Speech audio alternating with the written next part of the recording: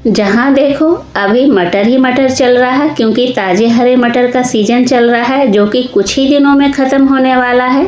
वैसे तो इस रेसिपी को आप फ्रोज़न मटर से भी बना सकते हो, लेकिन ताज़े हरे मटर में जो बात होती है वो फ्रोज़न मटर में नहीं।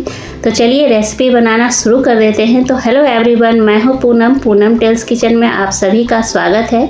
रेसिपी को लास्ट तक वॉच कीजिएगा। रेसिपी अगर अच्छी लगती हो तो लाइक शेयर ज़रूर से कर दीजिएगा। तो सबसे पहले मैंने एक जार ले लिया है। अब इस जार में मैं 1.5 कप ताज़ा मटर ले रही हूँ। आप चाहे तो फ्रोज़न मटर भी ले सकते हैं। 1.5 कप मैंने मटर ले लिया है। 1 हरी मिर्च ले रही हूँ। अगर आपको तीखा पसंद है तो मिर्च की क्वांटिटी बढ़ा लीजिएगा। आधा इंच अदरक का टुकड़ा लिया है। 6 से 7 लहसुन की कलियाँ हैं जो कि मैंने छिलके के सहित लिया है। अब बिना पानी डाले पल्स मोड पे ऑन ऑफ करते हुए हमें मटर को दरदरा पेस्ट बना लेना है। एक बार चेक कर लिया जाए, बस ये ध्यान रखना है कि कोई साबुत मटर ना रहे।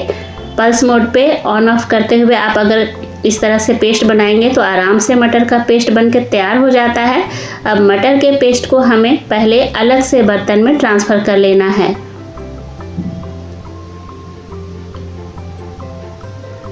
तो यहाँ पे मैंने मटर को रख दिया है। अब यहाँ पे एक मीडियम साइज का उबला हुआ आलू लिया है जो कि मैंने पहले से उबाल करके रखा था। इसे ग्रेट कर लेंगे। आप चाहें तो मैसर की सहायता से भी मैश कर सकते हैं या फिर हाथों की सहायता से भी कर सकते हैं। बस कोई छोटे या बड़े आलू के टुकड़े ना रहें, इस बात का ध्यान रखना है, बाकी और कुछ नहीं।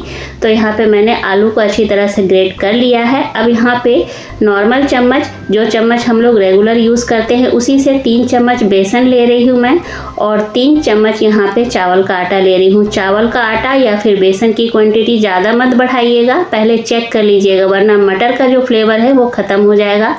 2 बड़ा चम्मच मैंने यहाँ पे बारीक चॉप अनियन ले लिया है। टेस्ट के अकॉर्डिंग नमक ले लिया है। आधा छोटा चम्मच लाल मिर्च का पाउडर ले रही हूँ। 1/4 चम्मच हल्दी पाउडर है। 1 चम्मच चाट मसाला लिया है। मैंने यहाँ पे चाट मसाला का इस्तेमाल किया है। आप आमचूर पाउडर का भी इस्तेमाल कर सकते हैं या फिर आधा नींबू का रस और हरा धनिया डाल दिया है। अब सबको अच्छी तरह से मिक्स कर लेंगे। पानी का इस्तेमाल यहाँ पे बिल्कुल नहीं करना है, क्योंकि पानी की ज़रूरत पड़ेगी ही नहीं मटर की वजह से। तो देख सकते हैं मटर जो है बहुत अच्छी तरह से डो के फॉर्म में चेंज हो गया है। तो अब इसे हम साइड करेंगे। हाथों को साफ कर लेंगे। एक अलग सा बर्तन ले लेंगे और हाथों में हल्का सा तेल ग्रीस कर लेंगे, यानी कि तेल लगा लेंगे ताकि मटर जो है हमारे हाथों पे चिपके नहीं। अब यहाँ पे मैं मीडियम साइज के कोफ्ते बना के तैयार कर लूँगी। आप चाहे तो छोटे साइज के भी बना सकते हैं। ज़्यादा बड़े कोफ्ते जो है वो अच्छे नहीं लगते, क्योंकि कोफ्ते जो है वो ग्रेवी में जाके फूल जाते हैं।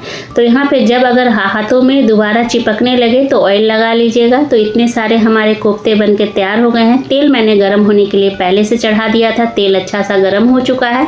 फ्लेम को मीडियम करेंगे और कोफ्ते को हमें तेल के अंदर डाल देना है।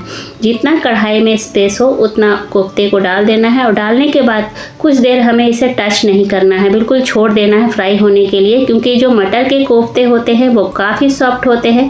तो थोड़ी देर के बाद मैं इसे चम्मच की सहायता से बहुत ही सावधानी से पलट लूँगी ताकि कोफ्ते जो है हमारे टूटे नहीं।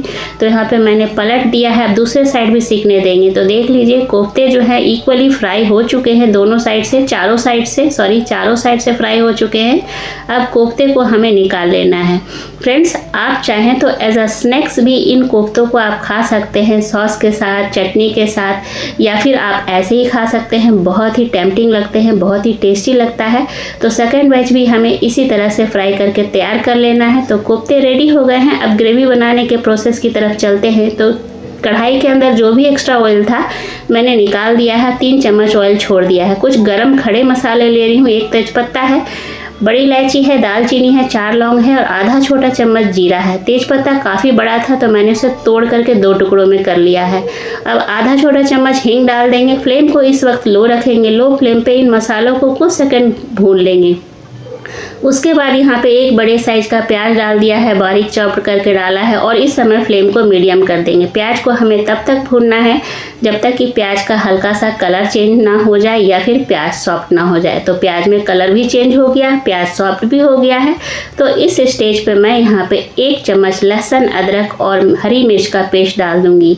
अब यहाँ पे कुछ सूखे मसाले हैं। 1 बड़ा चम्मच धनिया पाउडर है, आधा छोटा चम्मच हल्दी पाउडर है, आधा छोटा चम्मच कश्मीरी लाल मिर्च है और 1 छोटा चम्मच सब्जी मसाला है।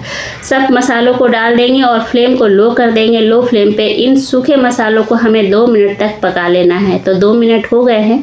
अब यहाँ पे मैं 2 मीडियम साइज के टमाटर जिसका मैंने पेस्ट बना लिया है, आप चाहें तो बारीक चॉप करके भी ले सकते हैं। अब यहाँ पे टेस्ट के अकॉर्डिंग नमक डाल दिया है। नमक डालते समय हमें इस बात का ध्यान रखना है कि हमें सिर्फ ग्रेवी के लिए नमक डालना है, क्योंकि कोफ्ते में तो हमने ऑलरेडी पहले नमक डाल ही दिया है। अब सबको मिक्स कर लेंगे। मिक्स करने के बाद अब यहाँ पे ढक्कन लगा देंगे और लो फ्लेम पे 5 मिनट तक मसालों को हमें पका लेना है, ताकि मसाले जो हैं अच्छी तरह से पक जाए। 5 मिनट हो गए थे, लीड हटा दी हूँ मैं। अब देख लीजिए मसाले जो हैं बहुत अच्छी तरह से भुन चुके हैं, खुशबू भी बहुत अच्छी आ रही है। तो एक बार मैंने चला लिया है। अब यहाँ पे हल्का गुनगुना पानी डालना है, ठंडा पानी बिल्कुल इस्तेमाल नहीं करना है। तो मैंने यहाँ पे 1.5 कप हल्का गुनगुना पानी डाल दिया है। पानी डालने के बाद एक बार फिर से मिला लेंगे सबको। मिलाने के बाद यहाँ पे आधा छोटा चम्मच गरम मसाला डाल देंगे और गरम मसाला डाल करके भी एक बार मिला देंगे। अब यहाँ पे ढक्कन लगाकर इस ग्रेवी में उबाल आने देंगे। फ्लेम को यहाँ पे हाई कर देंगे। बस 1 से 2 मिनट में ग्रेवी में अच्छा सा उबाल आ जाएगा, क्योंकि हमने फ्लेम को हाई रखा था। अब कोफ्ते डाल देंगे। तो कोफ्ते डालते समय जो है फ्लेम को थोड़ा सा लो कर देंगे और हमें कोफ्तों को ज़्यादा पकाना नहीं है, बस 2 से 3 मिनट, इससे ज़्यादा नहीं तो कोफ्ते जो हैं ग्रेवी के अंदर मेल्ट हो जाते हैं। तो बस मैंने 3 मिनट तक पकाया है। उसके बाद मैंने गैस फ्लेम को बंद कर दिया है। अब ऊपर से हरा धनिया स्प्रिंकल कर देंगे। हरे धनिए से टेस्ट काफ़ी अच्छा आ जाता है। तो ये देखिए हमारा जो है हरे मटर का कोफ्ता बन के तैयार हो गया है। ग्रेवी की जो कंसिस्टेंसी है वो बिल्कुल परफेक्ट है। जिस समय आपको खाना हो उसी हिसाब से ग्रेवी रखिएगा। अगर आपको देर से खाना है तो थोड़ा ग्रेवी पतला रखिएगा, क्योंकि कोफ्ते जो हैं ग्रेवी को अब्जॉर्ब करते हैं। लेकिन अभी जो ग्रेवी जो हमने तैयार किया है इसी समय सर्व करना था, इसीलिए मैंने सारे कोफ्ते डाल दिए हैं। कोफ्ते डालते समय इस बात का ध्यान रखना है कि जितना ज़रूरत हो उतना ही आप कोफ्ते ग्रेवी में डालिएगा। मुझे सारे की ज़रूरत थी, इसलिए मैंने सारे कोफ्ते डाल दिए हैं। तो ये ऊपर से मैंने हरा धनिया भी स्प्रिंकल कर दिया है, ताकि देखने में अट्रैक्टिव लगे। खाने में तो ये टेस्टी होता ही है। अब मैं तोड़ के भी दिखा रही हूँ। ये देखिए अंदर से बिल्कुल ग्रीन ग्रीन है, मटर का फीलिंग आएगा आपको, बिल्कुल अच्छी तरह से आएगा। तो ये हमारे मटर के कोफ्ते बन के तैयार हो गया है। बनाइए, खाइए, एंजॉय कीजिए। अगर रेसिपी अच्छी लगती हो तो लाइक शेयर कीजिएगा। चैनल पर नए होंगे तो चैनल को ज़रूर से सब्सक्राइब कर लीजिएगा। बेल आइकन को भी प्रेस कर दीजिएगा, ताकि आने वाली वीडियो की नोटिफिकेशन आपको सबसे पहले मिले। मिलती हूँ अगले रेसिपी में, तब तक के लिए टेक केयर, बाय बाय।